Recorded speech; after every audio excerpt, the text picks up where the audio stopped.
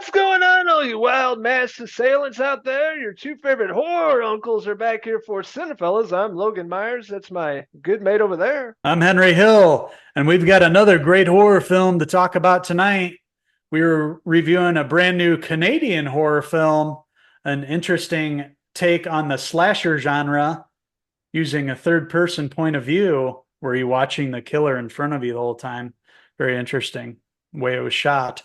That's right, we were talking about In a Violent Nature. Don't get too hung up on reason. They just keep killing.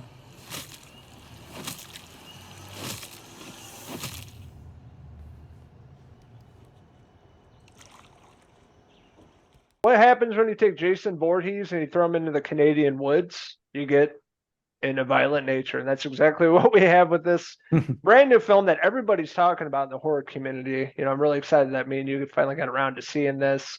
Interesting take, third person point of view, following the killer around his day to day life of just slicing and dicing any person that gets in his path, a person, a park ranger, whatever, in the Canadian woods. Killers kind of breathing and walking, and then eventually you'll see somebody kind of get in his way and set up a really gruesome, gory death scene, which this movie's not shy on. Excellent practical effects, blood splattering, intestines, organs, limbs, everything you would want to see in a slasher movie. They do in this and do it in an excellent way. Hell yeah, this really did feel like a, new version of a Jason movie. This is what we've been wanting for years. Just why couldn't somebody do this with the Jason film? You don't need a story. We don't need to know any of the characters' names. We need Jason in the woods and some interesting, awesome kills. And, this basically could be a Jason film. It's pretty well done by Chris Nash. The story's kind of light, so the basic story is your killer here, Johnny, was this kind of mentally challenged kid, and he was bullied as a kid, and some people were playing a practical joke on him. They had him climb this ladder up on this fire tower, and then he eventually fell off and was killed. And this movie is all about this locket that seemingly has, a family meaning, and, a special meaning to Johnny, who's the killer here. And somebody takes the locket and brings him back to life, basically. And he comes out of the ground, and he's going to go after whoever's responsible for taking that. And, immediately after he comes out of the ground, we don't see his face right away. We sort of follow him along as he comes across these two guys, at this place out in the woods, basically with the barn. And these two guys were working on a truck, and then one of them leads, and he follows this old guy into the house, and that's where we get kill number one. Johnny just goes through people left and right. Anybody that gets in this path, and it's a gruesome death scene. I think there's one guy with a tree like cuts his face in half, which was incredible. It kind of splits. Johnny finally gets the mask. It's kind of like a mix between like a firefighter and like a deep sea diver's helmet, and I don't know, like maybe a gas mask from like World War I or something, but it's all kind of mixed together.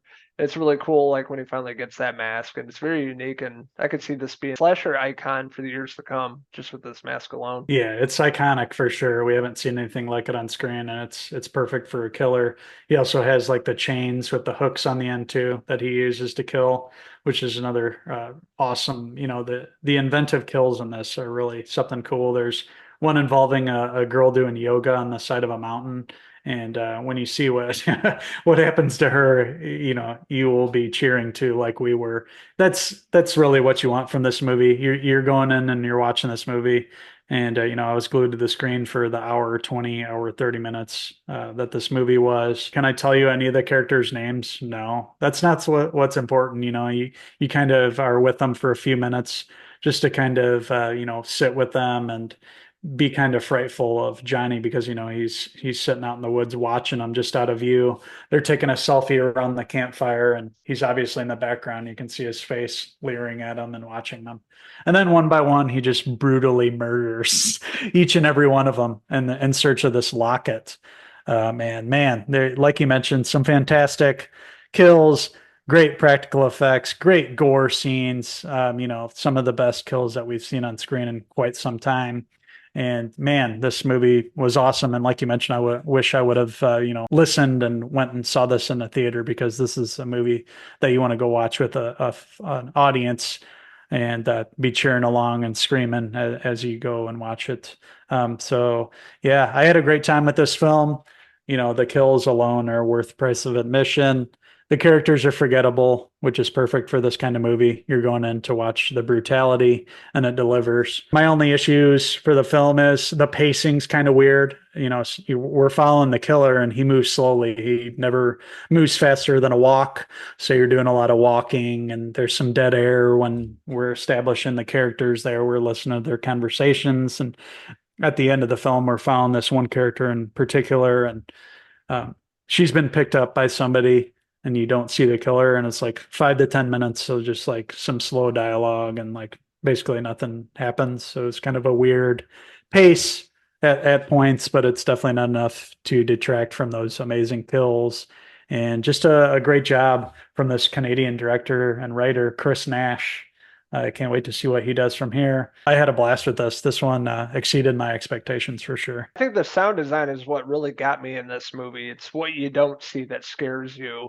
You kind of put yourself in that situation, being in the woods, maybe at night, and you're by yourself and you hear something off in the distance, like leaves, or you hear like an animal or owl or bird or something. And oh my God, it's Jason Voorhees out there. But there's a refreshing take, I think, on the slasher genre with, a mass killer, a new refreshing mask too. I thought was really interesting, and I think we're going to see this character around for a while, especially after the buzz after this movie. A lot of people saw this, and I can see why they enjoyed it, because this is a fun movie. Really excited that we got to finally check this out, and this is a movie we might want to revisit during 31 Days of Horror. It was that damn good. That being said, I'm going to give it In a Violent Nature.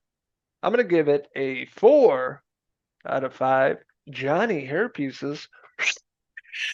Hell yeah, a brand new slasher. This is a perfect one to revisit for 31 days for sure. And hopefully the more people that see this are going to love it. And hopefully we'll get a sequel, because the way it ended up, Johnny's still out there in them woods. So maybe even get a bigger budget, but keep it with the practical effects and keep it that same third person vantage point. And I think, a sequel would be awesome to see. And I'd love to see it. Really loved what they did with this film In a Violent Nature. It was all new. Everything felt fresh. The kills were inventive. And just a cool look to the killer too. We also see his face eventually, and it's pretty gnarly too. I liked what they did there. So with that being said, I'm going to give In a Violent Nature, I'm going to give it a 4 out of 5 Johnny hair pieces. So I want to hear from all you horror enthusiasts out there. What did you like in A Violent Nature? What didn't you like about it? What's your favorite horror flick of 2024 thus far? Let us know in the comments below, and don't forget to subscribe. Also, check out these wild uncles on Facebook, X, and Instagram, and our website, Cinephellas.com, for the latest, greatest TV movie news and reviews. Well, we just got done reviewing 3 horror movies in a row. So these 2 gore hounds are all gored up and bloody, and are going to need to take a shower and wash off all the dried blood and guts and brain matter all over us. After these, we thank you guys for watching our video. Please head over to the YouTube channel and check out our other reviews. We're reviewing a bunch of stuff, especially in these prime summer blockbuster movie weeks here. Every week, something new is coming out. This weekend, we have Long Legs. So we're going to be back with more horror next week. Thank you guys for watching our review of In a Violent Nature. Let us know what you guys think after watching it. And until the next Cinephellas movie review, I'm Uncle Johnny Hill. And I'm Uncle C.C. DeVille, because it was the house of horrors and the house of horrors. Until next time in the movie reviews for Cinephellas. Cheers!